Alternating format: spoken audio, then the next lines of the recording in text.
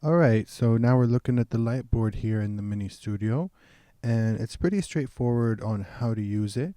Conveniently, the faders for the various lights are labeled here for you. So as you can see, fader number 1 and 2 and 3 are for the various fill lights that are in front and above you. Fader number 4 are for the two lights that will light up the green screen behind you. Number 5 is a fill light if you want more of a backlight that will provide a backlight on the subject sitting in the seat. And number 6 is the main light that's kind of at eye level below the TV in front of you that will act as a key light. So the way this works is the first thing you need to do is raise the master fader, as this fader will control all of the faders. So if this is down, no lights will be turned on. So make sure that this is turned all the way up, and then we can kind of start lighting ourselves up. So I'm going to show you in a second on the TriCaster when I have a seat and where the host would sit, how we would kind of set up the various lights, right? But typically you might begin by raising your key light on the subject and then raising the fill lights, and the fill lights should be a little bit less than how high the key light is. Typically we would say that the key light, whatever you set the key light to be, the fill lights should be about half that intensity. And then the backlight, which for us is fader number 5, should be less than even the fill lights.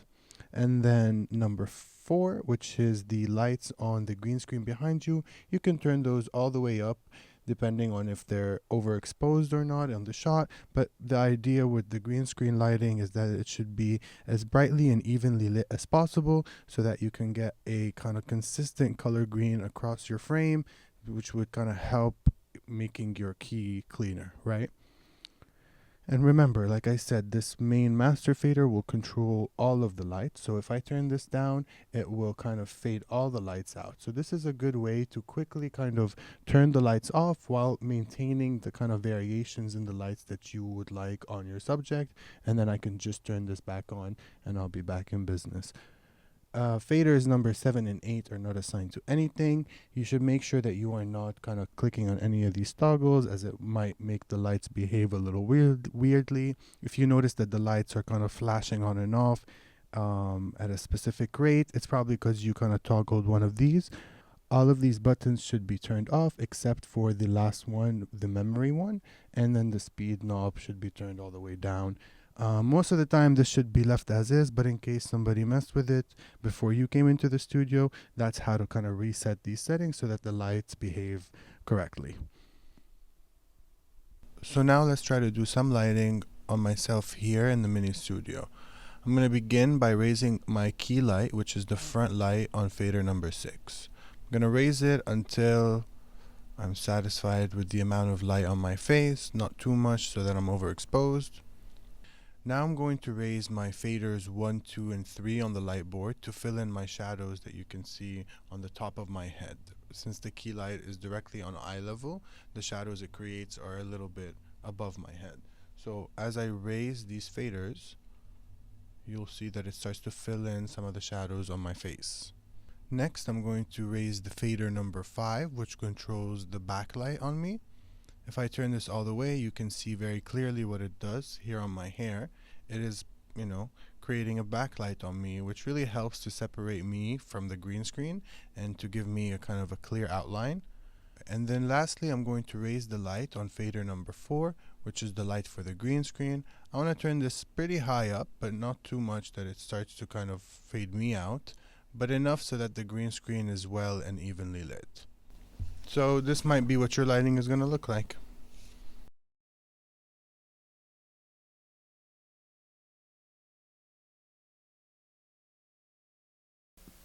Alright, so this is the Rodecaster Pro first generation, which is our audio board here in the mini studio. You'll use this board to mix various inputs of sound. Obviously, the multiple microphones that you will use. Microphone 1 will always be in the mini studio, but you'll be able to plug in 2 additional mics. You will also use this board to mix any audio that you play from the USB computer, as well as any audio you'd like to play from a Bluetooth device, such as music from your phone or even a phone call. To begin, you're going to need to turn up the fader for the channel of the mic that you're going to be using. Like I said, mic number 1 is always going to be in the studio, so I'll start by raising the fader for mic number 1. Once I start tapping on the mic, you're going to see the levels spiking. The levels under where it says number 1 is the levels for that specific channel, and over here is the levels for the overall mix. Each channel has its own mute and solo options. If I click on the mute button, now that channel is muted and the audio output is no longer sent to the TriCaster, and vice versa. If I click on solo, then that channel is no longer heard. When you're mixing your audio, you want to make sure that you're reaching appropriate levels. This knob over here labeled headphones is where you'll be able to set your preferred volume on the headphone of the technical director mixing on the TriCaster. You should start at 1 o'clock and adjust as per your preference. This knob over here will allow you to adjust the volume for any sounds playing out on the speaker in the mini studio. The final knob in use is this one labeled main out, and this will control the overall loudness of the overall mix being sent into the TriCaster as input 1 on the audio mixer inside the TriCaster. So raising the volume on this knob will increase the levels of the overall mix from the Rodecaster Pro being sent into the TriCaster's audio mixer. In order to pair a Bluetooth device onto the Rodecaster Pro, simply click on the Bluetooth button to make the Rodecaster Pro board discoverable, and then go onto your phone or other device and connect to Bluetooth as you would any other device. So let me do that real quick. Now that I've connected my phone to the Rodecaster Pro via Bluetooth, I'm able to play any sound off of my phone, such as music, and then raise the Bluetooth fader in order to see its levels.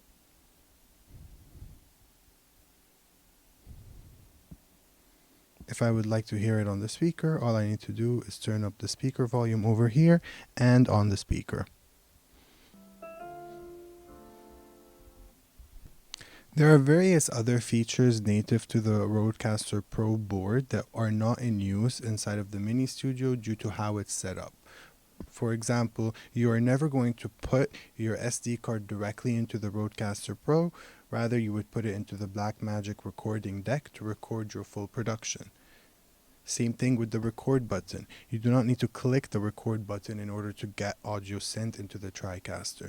This board is simply used to set the audio levels for the various inputs inside of the Mini Studio, aka the various mics, the USB computer, and any Bluetooth devices you connect. Alright, so now we're back here on the TriCaster, and I'm just going to show you how you can access the audio mixer on the TriCaster itself. Remember that in our pipeline here in the Mini Studio, the TriCaster is actually the last step before everything is sent into the recording deck. So you are controlling your shot composition and any kind of camera color or exposure settings through your RoboCam, and those are sent into the TriCaster as input 1 and 2. And the same thing with the audio. Any audio that you're recording via the studio is routed through the Rodecaster Pro into the TriCaster. So everything going through the Rodecaster Pro actually goes into the TriCaster over here under audio mixer into input 1. So input 1 is actually the full mix of everything happening inside of the Rodecaster Pro. And as you can see, as I'm going to turn down input 1, even though I'm not touching anything on the fader itself, I'm speaking to you via mic 1 on the Rodecaster Pro. As I turn this down, you're no longer going to hear me because this is the master fader for everything going through the Rodecaster Pro. Even though I'm still getting levels on the Rodecaster Pro itself, I'm not going to be recording levels because input 1 is actually setting the full kind of mix levels that is being sent into the Blackmagic recorder. So I'm going to count to 10, and then as I count to 10, I'm going to lower that fader, and you can see that it's actually going to affect what is being recorded. So 1, 2, 8, 9, 10.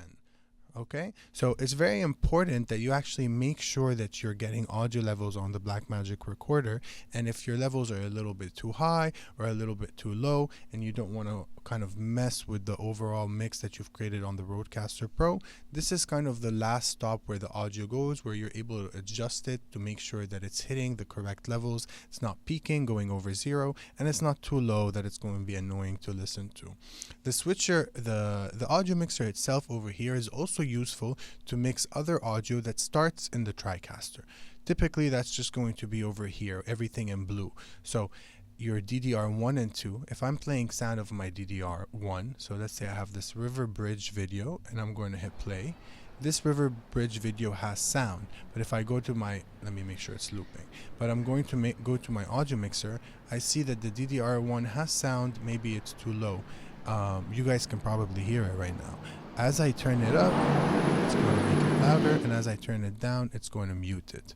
Keep in mind, you can also mute all the audio by clicking on this kind of speaker icon over here, and that'll mute the audio from that source. So the audio mixer is very important to actually check out when you're working in the mini studio, especially if you're playing any audio from inside your DDR1 or 2, and also to kind of check the final levels of everything being recorded through the Rodecaster Pro.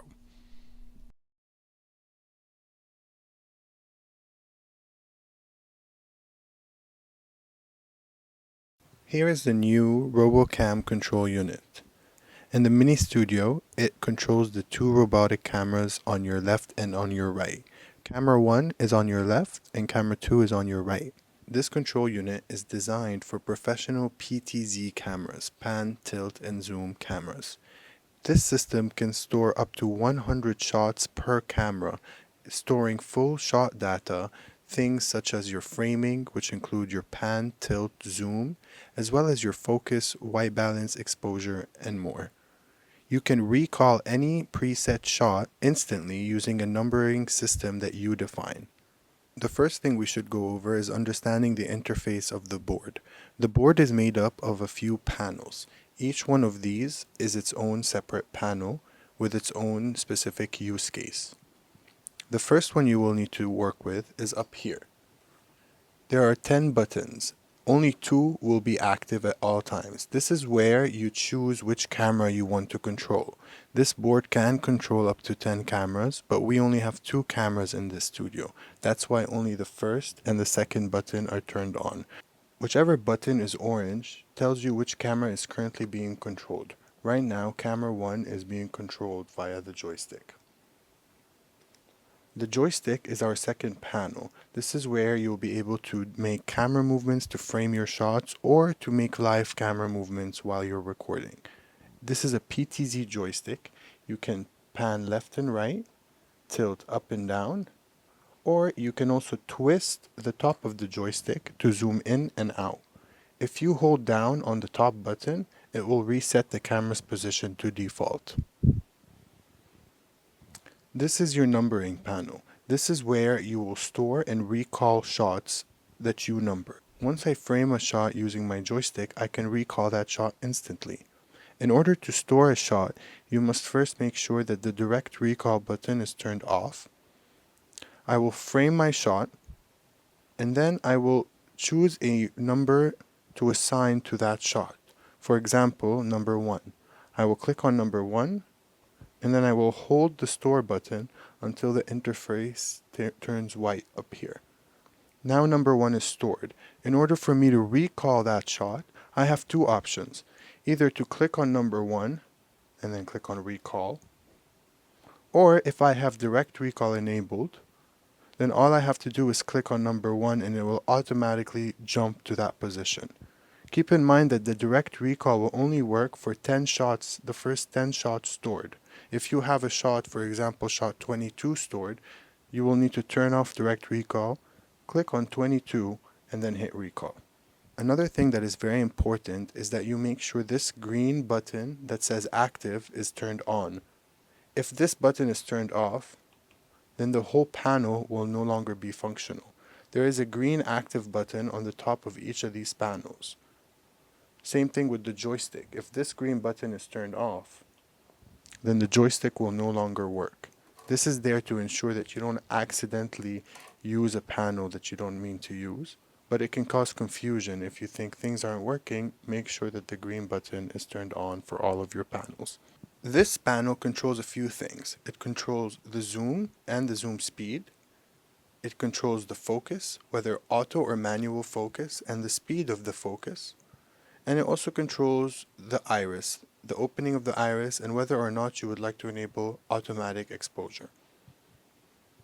Right now, our camera 1 is set to autofocus, so it'll automatically grab focus. If I would like to, I can turn that off, and now I can manually grab focus using the knob. Adjusting this smaller knob over here will control the speed by which you are grabbing focus. This over here controls zoom. If I push down, I can zoom in, and if I push down the other way, I can zoom out. This small knob also controls the speed of the zoom. This knob is very useful to grab some cinematic zoom ins and outs, so you can control the speed of how fast or slow you're zooming in and out. Adjusting the speed on the zoom knob over here also adjusts the speed when you are zooming in and out using the joystick. Finally, this is your iris knob. This allows you to control the aperture of your camera. You can open or close the iris. You may also choose to turn on or off the automatic exposure. Turning it off will allow you to manually set your iris. Turning it on will adjust all of the exposure settings on the camera to automatically set the exposure. Over here, you have some color settings. Using these two knobs will adjust your white balance, and using this knob will adjust your master black value. You may also adjust settings like iris, gain, and shutter from over here. Simply click on the setting you want to adjust, and then twist the value knob to increase or decrease that setting.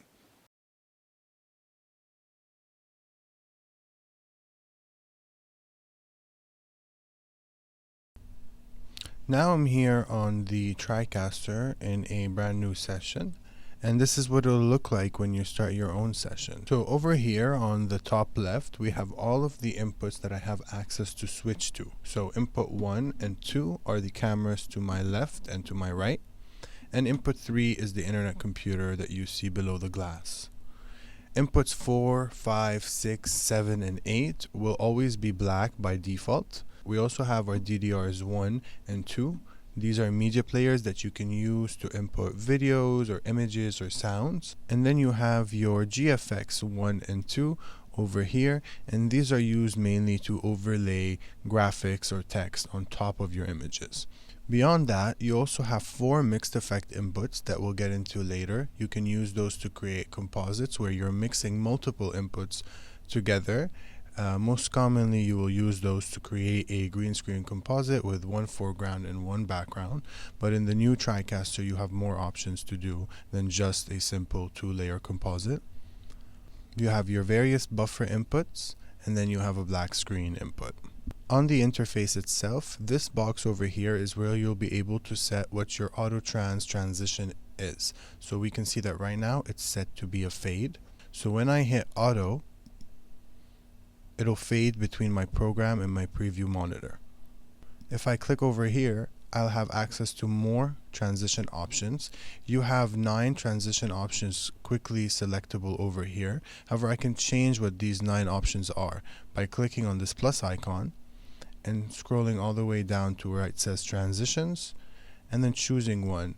Blinds, box, there's a whole bunch that you can choose from. So there's a whole bunch of transitions over here you can choose from. And there are more fun ones that you'll be able to find under animation stores. You can use some kind of more complex graphical animations. For example, this alien hand. Now when I hit auto trans either on the interface or on the physical board, it'll do that transition. Of course, I could also use the T-bar to control how that transition appears, how long it appears, and where it holds, etc. So I can have it hold there and then quickly go back down, for example. These 2 boxes over here is where you're going to set what your DSK options are. So right now we can see that DSK1 is set to be GFX1 and DSK2 is set to be DDR2. Let's say I want DSK2 to actually be my GFX2 input. I'm going to click over here, hover over Media Player, and select GFX2. So now my DSK2 is set to GFX2. GFX2 is currently unassigned. In order to add media to either your DDR or your GFX media players, the first thing you need to do is click on one of these options at the very bottom of the screen. So let's say I want to add something to my DDR2 input. I'm going to click on DDR2 over here, and it's going to open these bins for me. Now in my DDR2 bin, I'm going to go over here to the bottom left of that bin and click on this plus icon. and it's going to open a media browser for me where I'll be able to add, since it's a DDR, I'm able to add either photos, sound files, or video files. You can kind of go through all the options over here. There are some kind of stock videos that you can import. However, if you are trying to import your own custom videos or something from your own personal hard drive, you're able to do that in the Mini Studio by plugging in your hard drive into the USB input and then going to browse and choosing from the drive. So for now, let's just choose a random video to import. I'm going to choose this riverbridge.movie file. I will select it and then click OK, and now it's been imported to my DDR2 input. If I click on my DDR2 in my preview, I'll be able to preview this input now. Now to play and trim this media clip, I have some options. Now that it's selected over here inside of my bin, I can just hit play and it'll play, and whenever I'm ready, I can send it to my program monitor.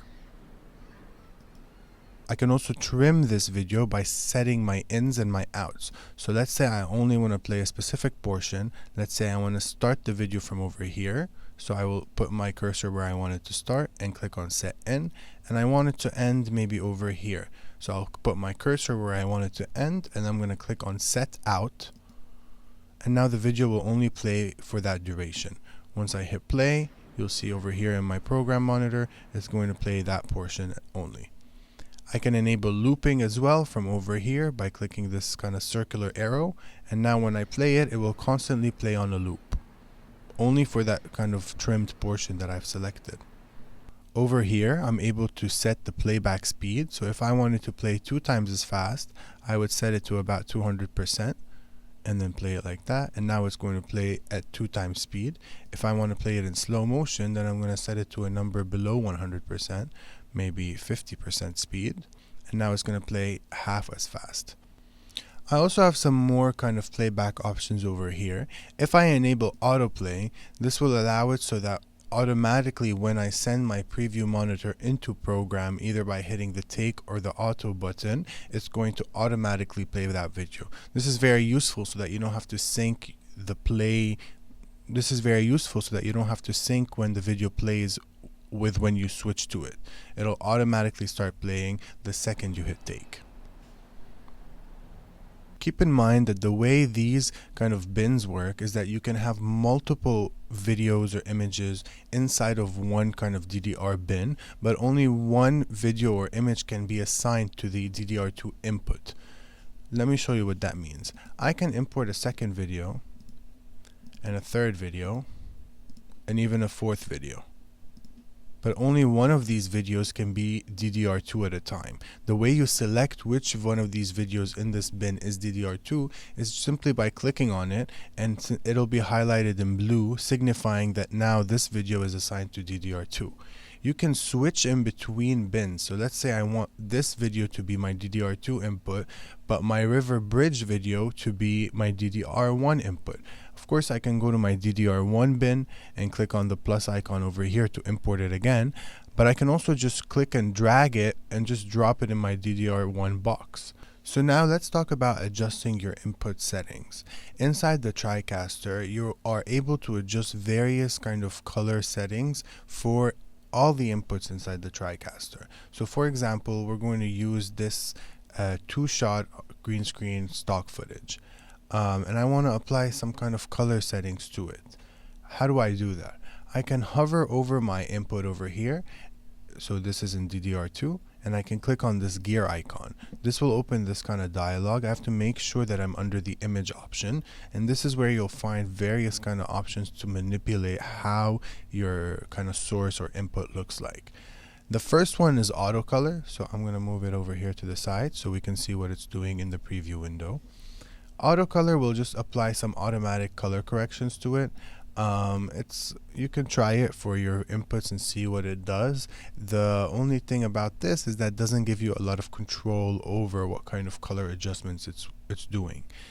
So the better option is to use the proc amp option over here by opening this window, and over here you'll have various options to adjust how the colors of your image look. So I can adjust the percentage of the brightness, so I can dim the image a whole bunch or kind of brighten it a whole bunch. I can change the hue of the image, which will shift all the colors around.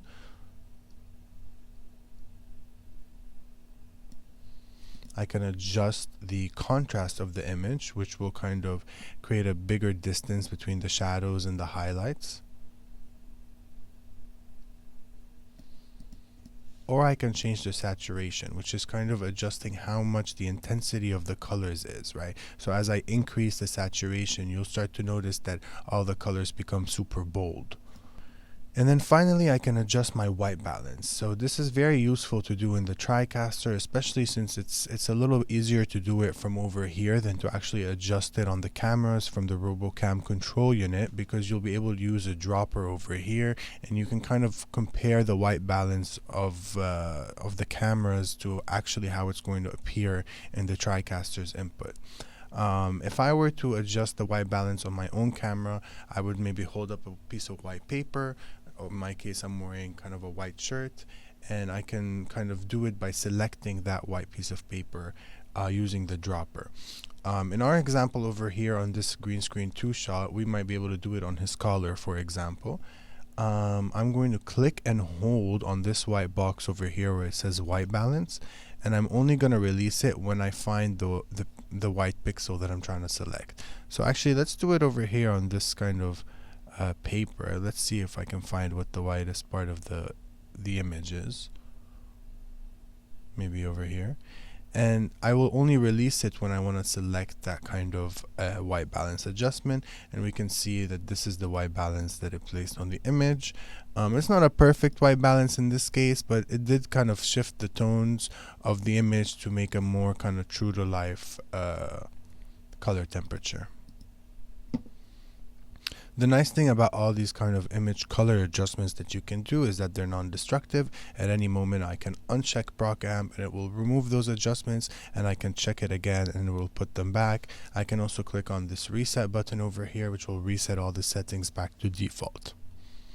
Under the image tab is also where you'll find your keying options for green screening.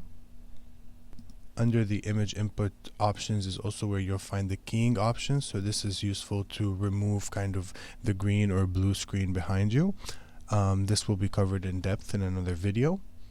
And then finally, you also have some crop source options. So this will allow you to crop your image. For example, in this case, I might crop the left and the right so that I don't have to worry about keying them accurately, since I know that my subjects will never enter this part of the frame. However, you can get creative with it and kind of crop to create more kind of funny looking graphics. You can also feather out your crop so it's less intense on the edges. And same as always, I can also uncheck this crop source option and it will remove the cropping or re-enable it. And I can also reset it to turn back the settings to default.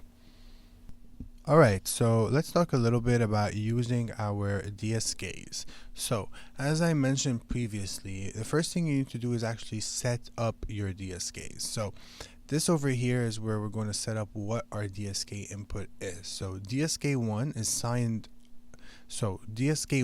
assigned to GFX1.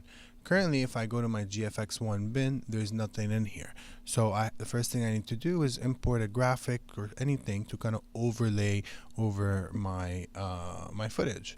So I'm going to click on this plus icon, of course, and I'm going to kind of go under titles. So you can kind of import your own graphics that you make. You can import them as kind of still images if you need to. You can also import them as videos, so videos with an alpha channel. So if you made your own graphics, custom graphics in something like After Effects, you can export them and import them here as videos. So the GFX1 takes various kind of formats. And you could also use your DDR1 or 2 as an overlay using DSKs by assigning them over here. You can also use the DSKs as one of the cameras, so you could overlay any of the inputs. Make sure you assign that over here.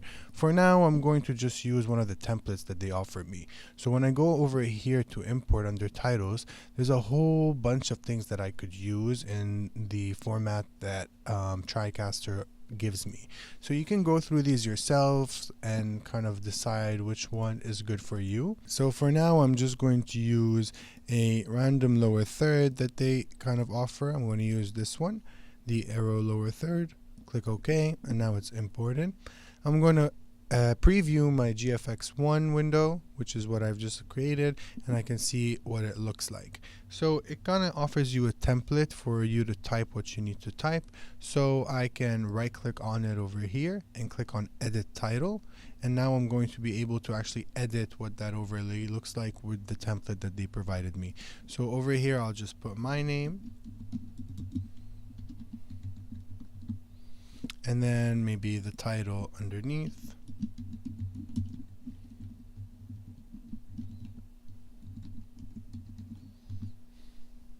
And I can save and duplicate it.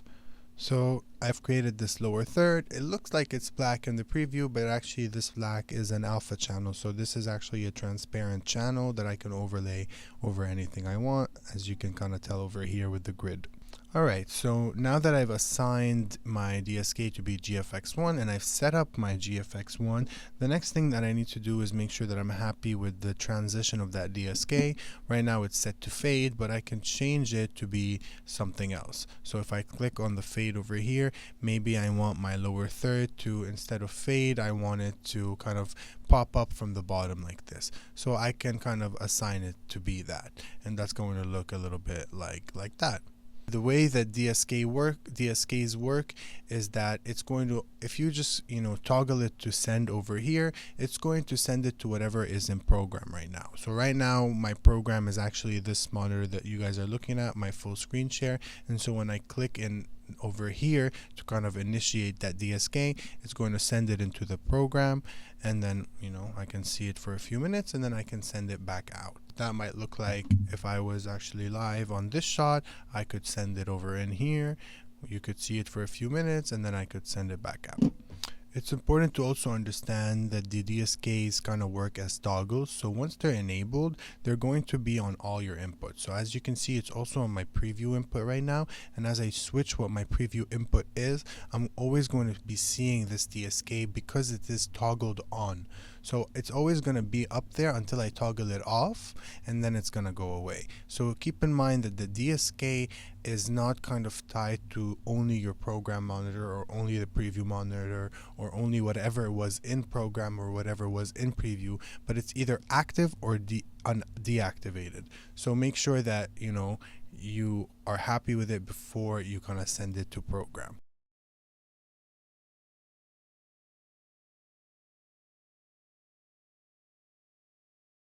Alright, so we're going to keep talking a little bit about the TriCaster, and more specifically we're going to talk about this control panel that we have over here. So this one is the mini TriCaster 4K control panel. Of course, we know that the TriCaster software itself is the same across Studio A and B and the Mini Studio.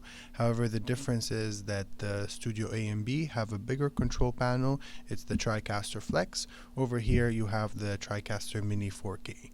So I'm going to show you some of the shortcuts that you can do using this control panel. So we know that the red bus over here is actually our program bus, and the green bus over here is actually our preview bus, right? So I know that if I switch my preview over here, it does the same thing on the interface itself over here. So I want to kind of re-emphasize that doing something on the board or doing it with my mouse and my keyboard is the same thing, but the purpose behind using the board or the control panel is that it's more efficient, especially in a live broadcast environment or live to tape environment. So yeah, the idea behind basic switching is that I would kind of preview my shot first. So that's what I see in my green box over here. If I'm happy with how it looks, I have two options to send it into program, which is what is being recorded. I can either hit take, or I can hit auto, which is the auto transition button. Take will just do a hard cut between the preview and the program monitor. It'll just essentially switch them. So if I hit take, I'm going to have my, in this case, input 2 in the program, and what was input 5 for me, which was the screen sharing that I'm doing, is now in the preview. If I hit take again, I'm just going to switch them again. Now I can see that my auto trans is actually set to the alien transition over here. So if I hit auto, it's going to do that transition automatically between the two inputs in my preview and my program. However, I can also use the T-bar. Using the T-bar will do the same thing as using this auto trans button. However, it'll give you kind of more kind of control on how the transition happens. So I can obviously manually control the speed that the transition occurs in, but I can also hold, for example, in the middle of the transition.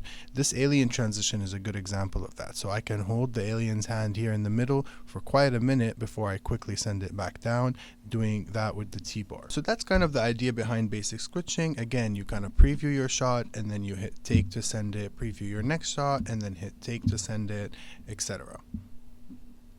All right, so we also went over how we can kind of change our transitions. What is our assigned transition using our mouse and the keyboard over here, right? So like I mentioned in the earlier video, I can click on the icon and change the transition, but we actually have a quicker way to do that using these two knobs over here. So you have your select knob on the left and you have your rate knob on the right, and those both are going to control your auto transition, right?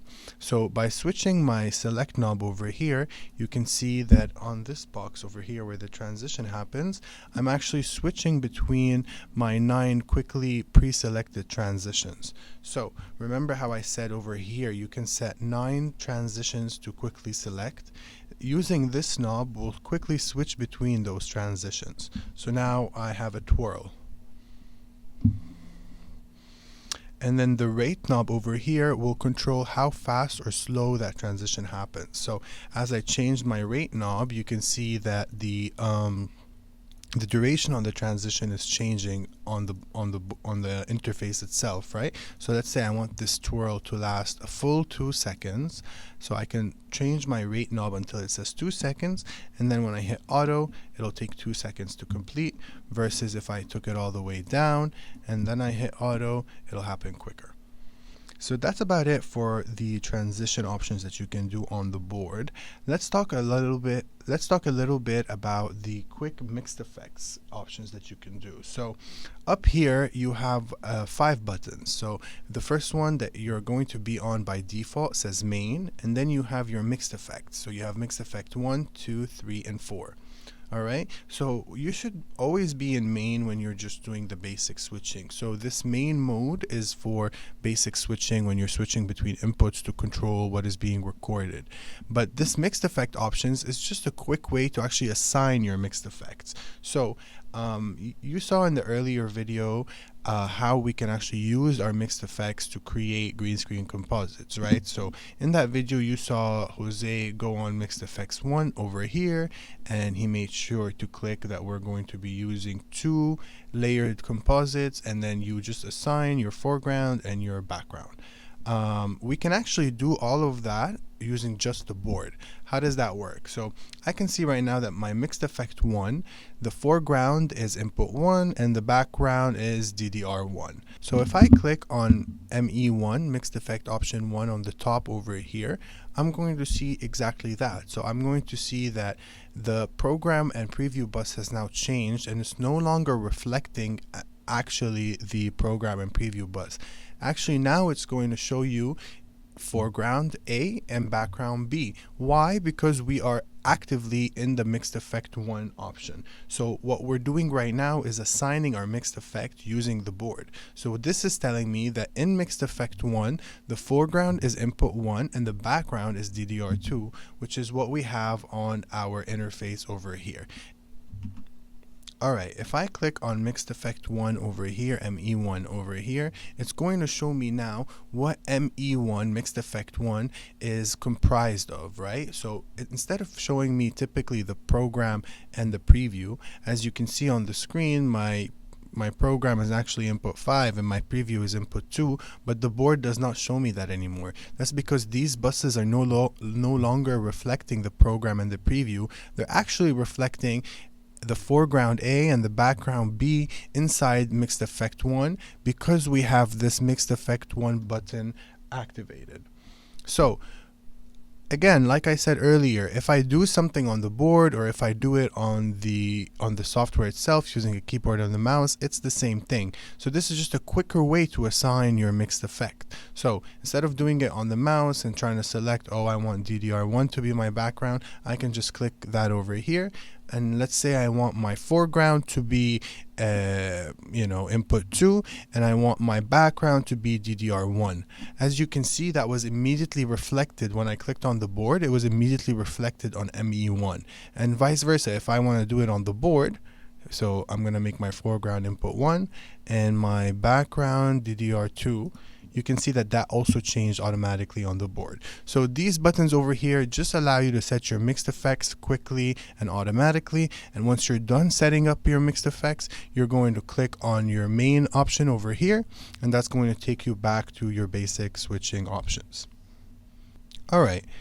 What else can we do on the board? So as you can see here on the top, you have some playback options. So you can actually use those to quickly play back what's in preview. So for example, I can see that right now DDR1 is in my preview bus.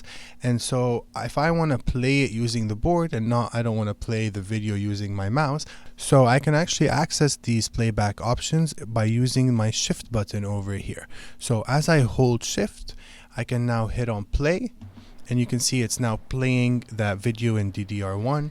While I hold shift, I can hit on the stop and it will stop playing that video. And while I hold shift, I can hit on this back arrow and it'll repeat that video from the beginning.